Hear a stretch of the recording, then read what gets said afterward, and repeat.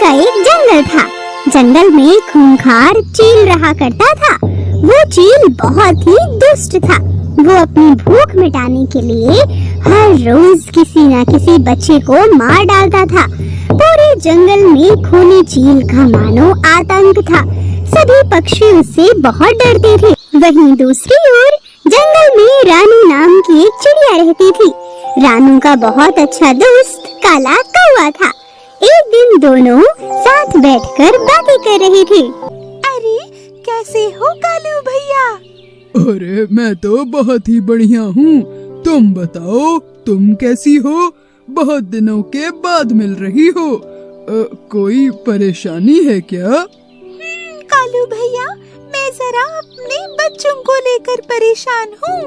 अरे लेकिन क्यों? ऐसा भला क्या हो गया? दरअसल भैया, मैं खाना लेने बाहर जाती हूँ और तब तक मेरे बच्चे अकेले रहते हैं। खाना ढूंढने के लिए मुझे बहुत दूर जाना पड़ता है और बहुत मेहनत करनी पड़ती है। मुझे उस खूनी चील का डर लगा रहता है। ओह, तो ये बात है।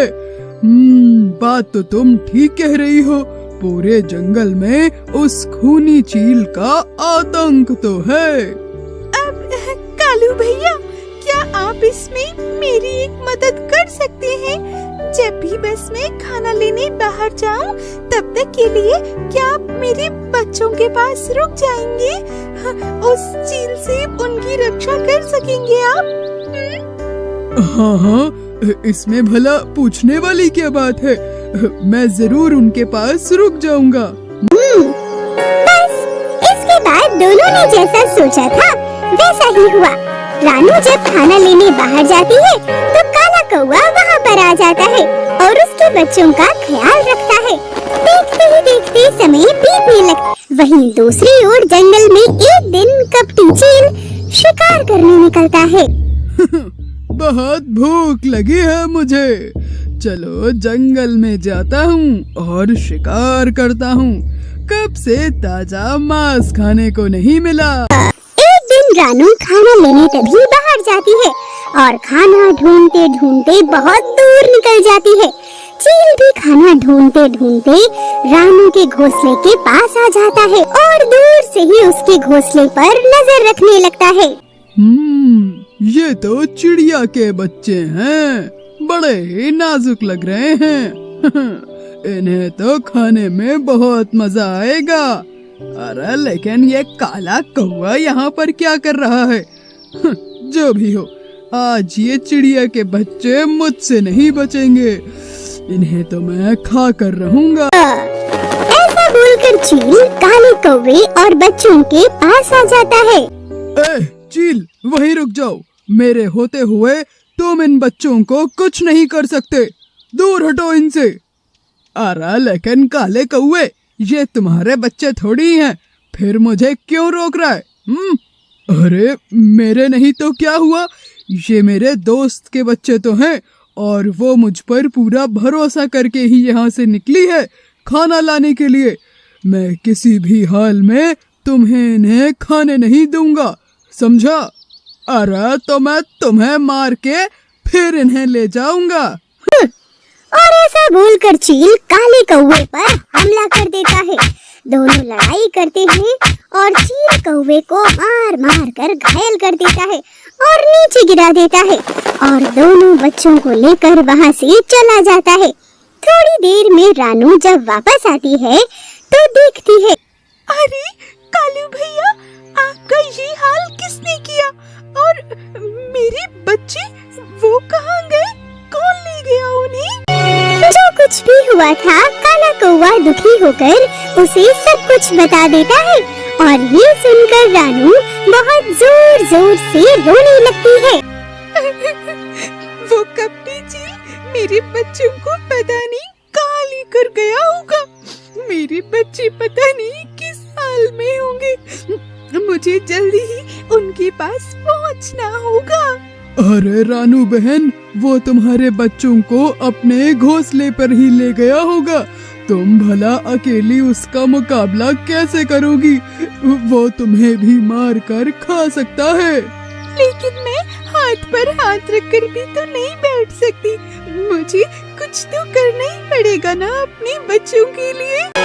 और फिर दोनों लोग सोचने लगते हैं।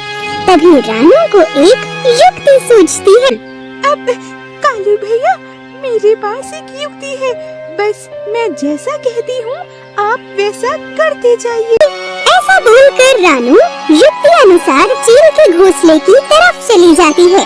काला कौवा भी रानू की बताई हुई जगह पर चला जाता। चील का घोंसला एक बड़े से पेड़ पर था। चील वहाँ बच्चों को ले जाया करता था। देखो बच्चों, तुम देखने में ही कितने स्वादिष्ट लग रहे हो। मन करता है कि सबको एक साथ खा जाऊं, लेकिन ऐसा नहीं करूंगा। रात को सबको पकाऊंगा एक साथ और तब खाऊंगा। खाने में बहुत ही मजा आएगा। इतनी देर में तभी रानू वहाँ पहुँच जाती है। ए चील, सुन, मेरे बच्चों को छोड़ दे, वरना तुम्हें इसकी बहुत बुरी सजा मिलेगी। छोड़ मेरे बच्चों को, छोड़। ऐसा सुनकर चील जोर जोर से हंसने लगता है। तुमको तो मैं एक ही झटके में खा जाऊंगा। तुम्हें क्या लगता है तुम मेरा कुछ बिगाड़ पाओगी? अरे कपटी चील, तू मुझे क्या खाएगा? तू तो मुझे पकड़ भी नहीं सकता।